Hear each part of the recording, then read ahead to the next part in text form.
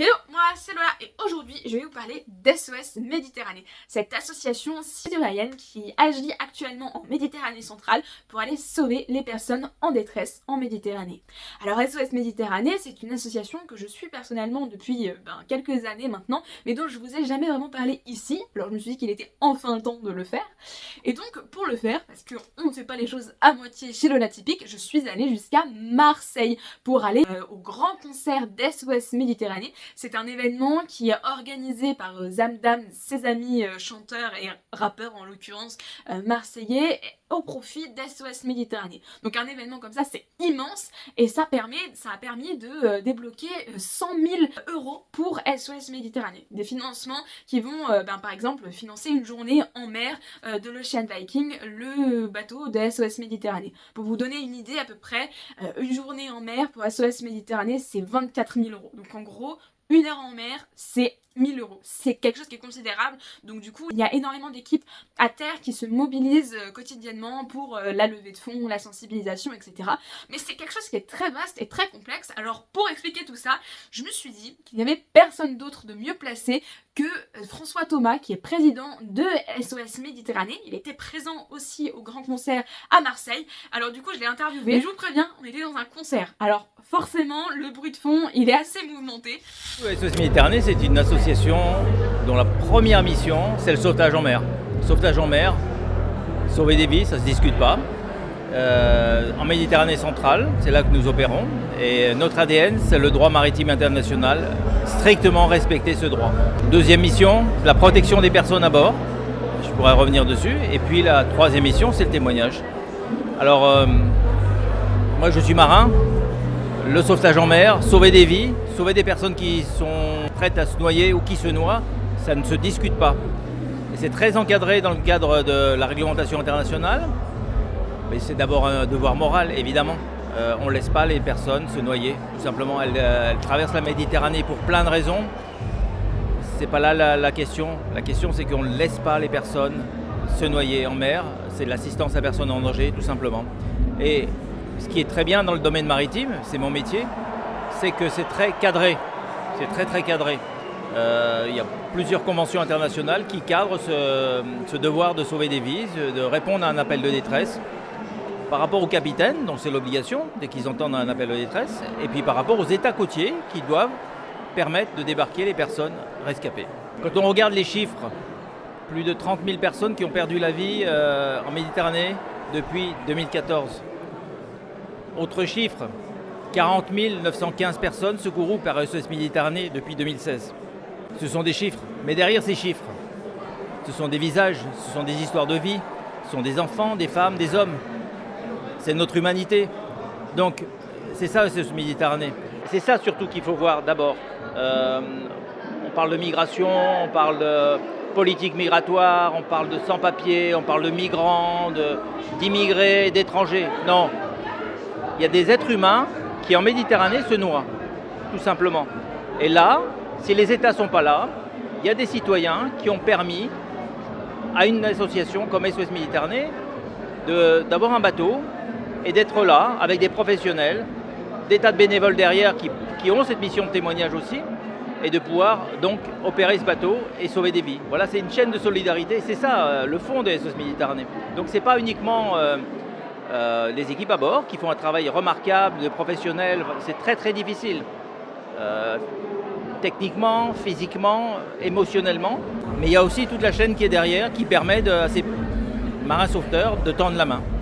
Comme l'a dit François, SOS Méditerranée est une équipe à bord de l'Ocean Viking, leur bateau qui mène des actions quotidiennement. Mais on peut aussi retrouver SOS Méditerranée partout en France. Et effectivement, on peut trouver des bénévoles de Strasbourg à Rennes, en passant par Toulouse et Paris. Et d'ailleurs, je suis allée aussi rencontrer les différents bénévoles venant d'un peu partout en France qui m'ont raconté leur parcours de bénévole et pourquoi cela avait tellement d'importance pour eux. Parce que j'ai été très sensibilisée au moment où c'était l'Aquarius était coincé pendant, je me souviens plus combien de semaines et aucun port acceptait le bateau. Et je trouvais ça tellement dramatique. C'est comme ça qu'en fait j'ai connu SOS. Après, je me suis un peu plus renseignée et c'est vrai que cette tragédie qui se passe dans la Méditerranée, c'est une manière de sentir un peu plus qu'on peut agir par rapport à cette tragédie. Moi, je me suis engagée en seconde et j'avais déjà envie depuis pas mal de temps de m'engager. Et puis, il y a eu une sensibilisation scolaire dans mon lycée et c'est un message et aussi une vision de la solidarité qui me plaisait. Ce que je trouve vraiment intéressant avec SOS Méditerranée, c'est qu'il y a beaucoup de choses qui se font, ça bouge beaucoup, il y a beaucoup d'événements, de stands, de festivals auxquels SOS Méditerranée participe. Et puis, il y a une dynamique jeune qui est assez importante et qui motive à toujours continuer. Bonjour, moi je suis bénévole parce que j'avais vraiment envie de me sentir utile au quotidien. C'est une association qui me porte beaucoup à cœur, avec un très bel objectif. Et donc j'avais envie de participer justement à cette dynamique. Je suis bénévole à SOS Méditerranée puisque pour moi il est admissible de concevoir de rester à rien faire lorsqu'on voit le drame qui se passe en mer Méditerranée centrale. C'était une évidence de devenir bénévole pour avoir une action. Alors moi, je me suis engagée l'année dernière parce que j'avais été très marquée par le débarquement de l'Ocean Viking à Toulon, donc vers chez moi. Et ça a vraiment changé ma vision de la Méditerranée, que je voyais comme mon lieu de vacances où j'habitais. Et j'ai capté que derrière, il y avait que c'était la route migratoire la plus meurtrière au monde et qu'on n'en parlait pas assez. Donc c'est pour ça que je me suis engagée à SOS. Et aujourd'hui, maintenant que tu es bénévole, qu'est-ce que tu aimes dans cette activité ? Ce que j'aime dans cette activité, c'est la créativité des différents outils pour sensibiliser et la créativité des événements. Par exemple, là, ce soir, il y a le concert de Zamdan et ses amis, etc., au Doc des Suds à Marseille. Et le témoignage, voilà.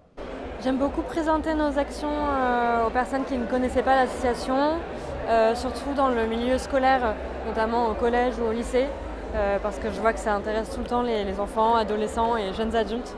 Et c'est vraiment un plaisir de pouvoir partager tout ce qu'on fait et de faire comprendre la situation qui se passe en Méditerranée. Alors j'aime beaucoup l'association. Je suis l'une des 3 co-référentes sur Marseille. On essaie d'organiser les réunions de bénévoles et organiser un petit peu l'antenne, être le lien entre les bénévoles et les salariés. Et puis j'aime bien faire aussi bien de tenue de stand que de la sensibilisation scolaire. Au-delà de l'engagement auprès des personnes de l'association, c'est le groupe constitué et toutes les actions qu'on peut mener diverses et variées dans nos antennes.